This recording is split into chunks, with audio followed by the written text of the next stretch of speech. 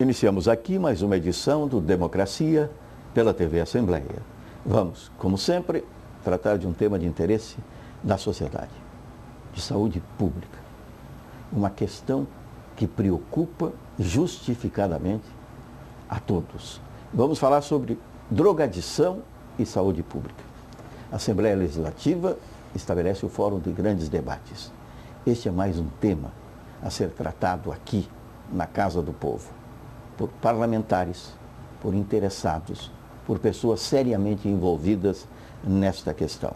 E para o público em geral, para que seja um multiplicador de alertas, de prevenção, de cuidados, acima de tudo com a nossa juventude.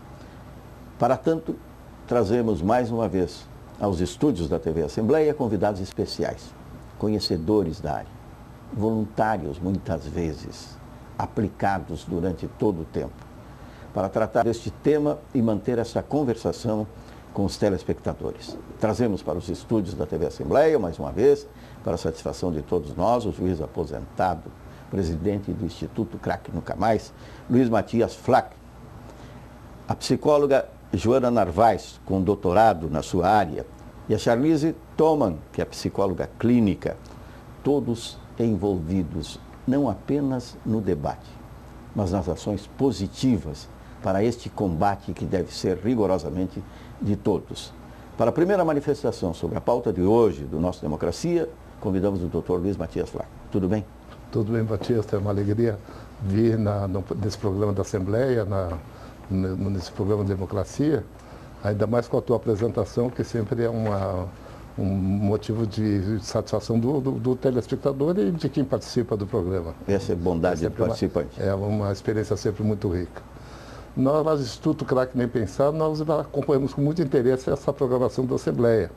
É uma programação ambiciosa, ampla, que estabelece aspectos importantes na questão da drogadição e dos aspectos médicos que envolvem a drogadição. Eu tenho a impressão que há uma coligação de autoridades públicas e responsáveis por entidades privadas, estabelecendo uma apreciação bem ampla na questão das drogas, por isso o interesse em acompanhar o que está acontecendo. Nós temos aí as entidades públicas, as entidades médicas, temos as comunidades terapêuticas, dentro desse tema tão amplo e tão complexo que é a drogadição. Eu vejo que haverá o acompanhamento certamente de toda a comunidade e, por isso, muito importante esse esforço da Assembleia Legislativa.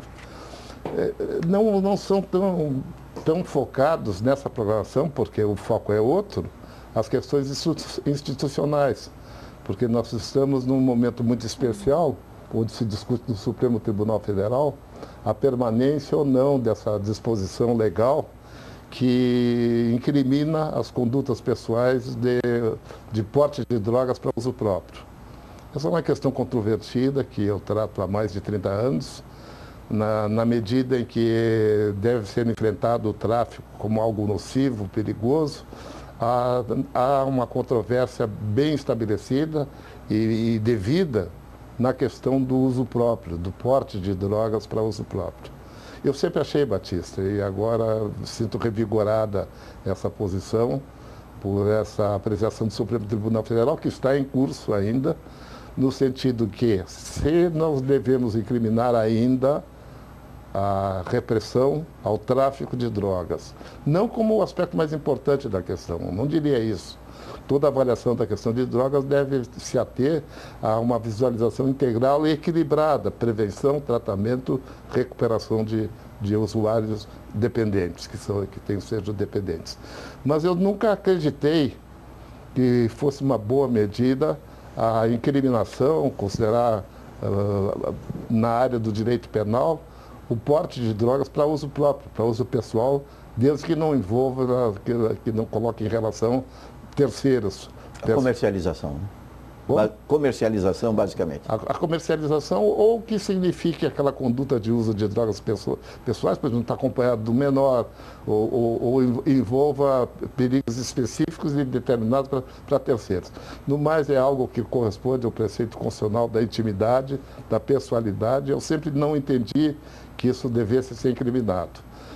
Nós temos na nossa lei, que ela é de 2006, a Lei 11.343, no seu artigo 28, incrimina ainda com penas que talvez, digamos, são hoje meramente simbólicas, que é medidas pedagógicas, medidas de atividades comunitárias, prestação de serviços comunitários, ou então a mera advertência, são as penas previstas, mas são incriminados, gera reincidência numa área que pertence à privacidade das pessoas. Usar drogas não se recomenda para ninguém. Agora, especificamente na lei, drogas ilícitas, porque as drogas ilícitas apenas pode haver restrições administrativas, não de outra ordem. Mas não me parece que o direito penal interfira na conduta do uso pessoal de drogas. Isso o Supremo agora está a dizer. Nós temos 3 votos que consideram inconstitucional esse artigo que incrimina as condutas relacionadas ao porte de drogas para uso pessoal, tão somente para uso pessoal. Parece que é um tema que há muito vem sendo ventilado nos fóruns internacionais, assim como se procura novas políticas que não sejam aquelas tão voltadas às interdições e proibições, e sim construtivas com intervenções do Estado e da comunidade em termos mais benéficos e interessantes para a sociedade. Também se imagina que já cumpriu a sua finalidade, não atende ao que se esperaria como interessante no tema, a incriminação, a prevalência do direito penal sancionatório em termos de porte para uso pessoal e privado. Joana Narvaez, tudo bem? Tudo bem.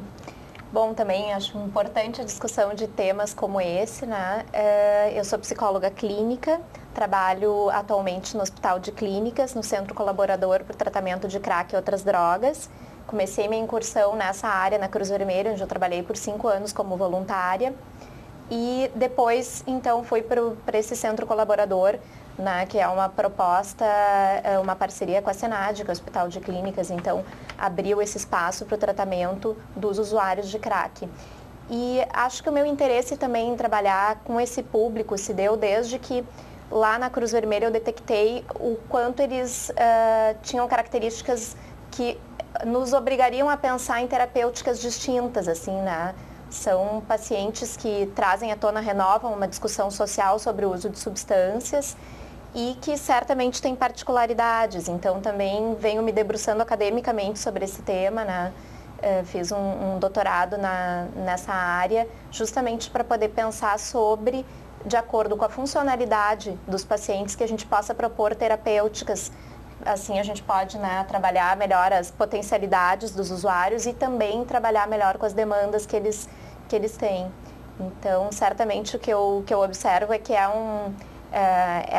uma substância que traz à tona temáticas que antes tramitavam mais silenciosas, sociais, mas que são fundamentais da gente poder discutir. São pacientes usualmente com uma vulnerabilidade psicossocial bem importante, né? Então, quando a gente fala de combater o crack, certamente a gente está falando de combater questões preliminares, né, que são socialmente muito impactantes. E que se a gente quer falar em prevenção, em tratamento para esses usuários, a gente vai ter que tratar de forma bastante ampla as várias facetas de vida desses sujeitos, né? Então... Charlize Thoman, como vai? Olá. Como foi bem levantado aqui, né, a drogadição é sim um problema muito complexo. E eu sempre coloquei, inclusive para os pacientes e para familiares de pacientes, assim, o quanto para problemas complexos a gente tem que ter soluções complexas, né? Por isso se levanta também que essas soluções têm que ser a partir de trabalhos transdisciplinares, né? Apoio judicial, né? A questão da política pública também ser modelada para encorpar esse público. Isso é bastante delicado, porque já foi lançada algumas políticas, por exemplo, que foram fracassadas. É importante a gente se deparar e estudá-las para não repetir esse erro e cada vez lançar mão de estratégias mais adequadas. né? Então, soluções com trabalho multidisciplinar, transdisciplinar, né? Sempre direcionar a várias redes que a pessoa possa ter de apoio, né? Rede familiar, redes culturais, a espiritualidade entra muito em vigor na área de dependência química, principalmente na saúde mental, como em geral tem se falado bastante, mas a gente vê que na dependência química é feito um trabalho bastante, né, positivo em relação a isso. Enfim, poder levantar e problematizar e da gente estar falando constantemente sobre isso. Acho a importância desse trabalho conjunto em rede, né? É fundamental que isso seja feito durante todo o tempo. Importante para também iniciar a conversa entre os nossos convidados e telespectadores, esse diálogo entre eles. Lembrar que uma posição já externada algumas vezes pelo Dr. Matias Lack, que é essa espécie de liberalidade que existe, muitas vezes inexplicável, né? Porque todas as drogas são nocivas, e algumas legalizadas e outras não. Esta contradição é que precisa ser esclarecida, debatida, resolvida, a conversa se desenvolve a partir daí, não, doutor? Isso é paradoxal e ao mesmo tempo esclarecedor, quer dizer, não há nenhuma diferença ontológica entre as drogas psicoativas lícitas e ilícitas. Não se diferencia o cigarro, álcool, o tabaco da maconha. Da cocaína. Comprimidos dos mais diversos com essa atuação psicoativa podem ser mais nocivas que, às vezes, a utilização de substâncias consideradas pesadas e importantes e totalmente proibidas. Então, esse é um primeiro aspecto. Por isso, a interferência do direito criminal, por si só, se imaginando como a única forma concreta de enfrentar a questão da drogadição, é um equívoco muito grande. A repressão tem uma finalidade de atingir esse enorme fenômeno econômico que gira em volta do tráfico de drogas, que cria um caixa 2 extraordinário, imenso, prejudicando as sociedades de forma notável. Como todo caixa 2, nós estamos às voltas com tantos escândalos, onde se verifica quanto um Estado pode se deteriorar pela utilização irrestrita aos caixa 2, as propinas, a lavagem de dinheiro. Hoje nós temos que realmente o aspecto mais importante da repressão é o crime organizado e aqueles delitos conexos ao tráfico de drogas. Não é o tráfico de esquina, o tráfico de vila, que traz contratempos, mas os maiores contratempos estão baseados na própria repressão.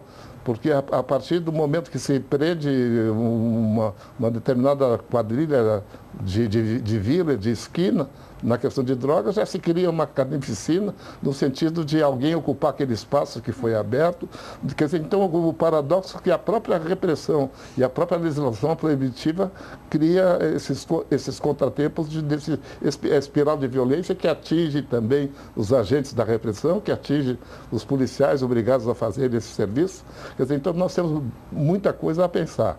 Sem dúvida, nós não podemos conviver com os delitos conexos, com lavagem de dinheiro, com a criação de produtos químicos para o refino da cocaína, ou produtos químicos que sejam os precursores de substâncias novas, cada vez mais perigosas, estabelecendo-se controles administrativos. Hoje eu acredito, como se faz com o cigarro, Batista. Agora, com o cigarro, nós progredimos um pouco. Mas se fuma muito, se produz muito cigarro. Agora, ninguém vai pensar que a solução do cigarro seria proibir e erradicar o cigarro, não se fabrica, não se produz, não se vende mais cigarro. Não é possível. Quer dizer, melhor é estabelecer limites, um torniquete cada vez mais determinado de cunho administrativo, no sentido do controle do uso. Mulher grávida não deve fumar, criança não pode comprar cigarro, não se deve permitir a publicidade do cigarro, nos lugares públicos ninguém é obrigado a fumar o cigarro do outro, coisa dessa ordem. Me parece mais eficiente. E a persuasão. Diz, olha, o cigarro faz mal, é um produto que nos traz prejuízo, e as pessoas convencerem-se, olha, eu vou evitar o cigarro porque realmente me faz muito mal. Então, o processo é um mote claro para estabelecer que a repressão por si só, voltada com aquela ideia. Eu já tive essa ideia, fui policial antes de ser juiz, e nós já cotejávamos, já tínhamos a feliz convivência. Nesse período, eu imaginava, não, nós podemos, com a repressão, estabelecer uma forma de evitar a disponibilidade de drogas proibidas e perigosas para os indivíduos. Nós sabemos que não, que a repressão, ela, nesse sentido de evitar a existência dos produtos, é quase inútil. Não funciona, é inoperante. A repressão não chegou ainda à Fortaleza, né? Vai ser de cada... Pois é. Essa é a questão. Porque muitas vezes é um capital internacional que não tem nem rosto. Que não tem nem rosto. Achar essas sutilezas, por isso eu falei, né, sem propósito político, no que está acontecendo no Brasil, que pela primeira vez está se desvendando uma face de uma interligação criminosa inimaginável de ser alcançado pela justiça criminal. Então a justiça criminal tem coisa para fazer. E isso que só é permitido pela democracia, né? Que passa a ser Sem ameaçada dúvida. Sem dúvida, exatamente por isso. Pelo funcionamento dos poderes, onde os poderes controlam os poderes. Sobre a dependência química, né? Hoje eu vejo que um grande norteador desse sistema da drogadição é a funcionalidade do indivíduo, né? Então se preocupa quando o indivíduo deixa de ser funcional para aquela sociedade, né? Por isso que tem uma grande preocupação em cima do crack, porque normalmente são pessoas, indivíduos que estão, né, já estão à margem, né? Já estão marginalizados, exatamente. Né? São pessoas com uma grande vulnerabilidade econômica, social, enfim. E da gente repensar isso, porque se não está dando certo, né? O quanto, sim, o ideal é mostrar informações, né? Não criminalizar ou partir com princípios de políticas higienistas, por exemplo. Exato. Até porque criminalizar é um jeito muito parcial de lidar com um sintoma social. Tu não vai trabalhar as questões basais, né, que estão postas. Eu concordo muito contigo, assim, eu acho que, né, obviamente a nossa sociedade muitas vezes se pauta na funcionalidade, mas funcionalidade é um conceito que a gente tem que trabalhar com ele de forma mais ampla, né, então, não só laboral, produtiva, mas também como é que as relações desse sujeito, como é que esse sujeito está inserido, e a gente está falando, eu gostei muito da tua fala, né, Matias, assim, porque a gente está falando de um sintoma social que numa ponta do espectro tu tens o usuário de crack, as margens, né, um sujeito que está absolutamente disfuncional como um todo nas suas relações, na sua maneira de lidar com as diversas facetas de vida, mas na outra ponta do espectro tu também tem muitas vezes um uso que é deletério para o sujeito de substâncias e que não é pautado, né, que não é, olha, como a gente vai dar vazão para as coisas, é muito importante, as substâncias perpassam como uma das formas, mas hoje a maneira mais adesiva de se conectar com as substâncias também é algo preocupante. Então, a criminalização não vai fazer com que a gente olhe para esses problemas sociais mais basais e que, em última instância, estão mais denunciados ali num usuário de crack, mas que certamente é um diálogo importante para a sociedade como um todo, né? Isso parece bem claro. Houve aquele estardalhaço inicial na questão do crack, né?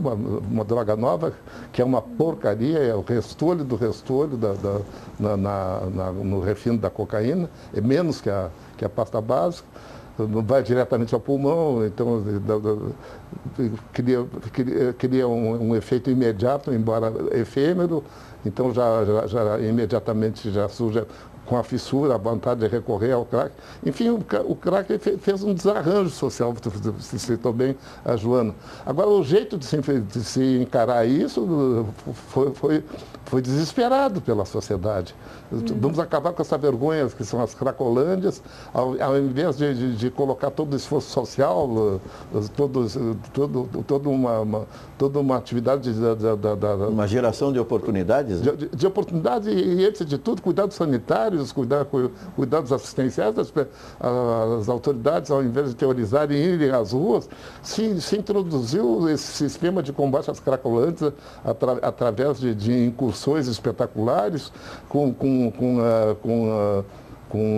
internações compulsórias contra a vontade dos usuários, dos dependentes. E o pior de tudo, fazendo internações que não valem para nada. Desculpe, eu estou falando com duas especialistas, internações que não fazem de conta. Então, não, agora foram internados para ser recuperados, quer dizer, e daí 20 dias, quando chega tanto tempo, soltam um usuário mais desesperado ainda do que antes, num esforço inócuo, contraproducente e grosseiramente contrário aos direitos humanos. Quer dizer, tratando de esses setores tão vulneráveis de maneira como ninguém perguntou para eles como é que eles gostariam de ser tratados, simplesmente por serem pessoas marginalizadas pela questão do crack. Observando apenas o princípio da limpeza das ruas, né? É isso, exatamente. Um eugenismo.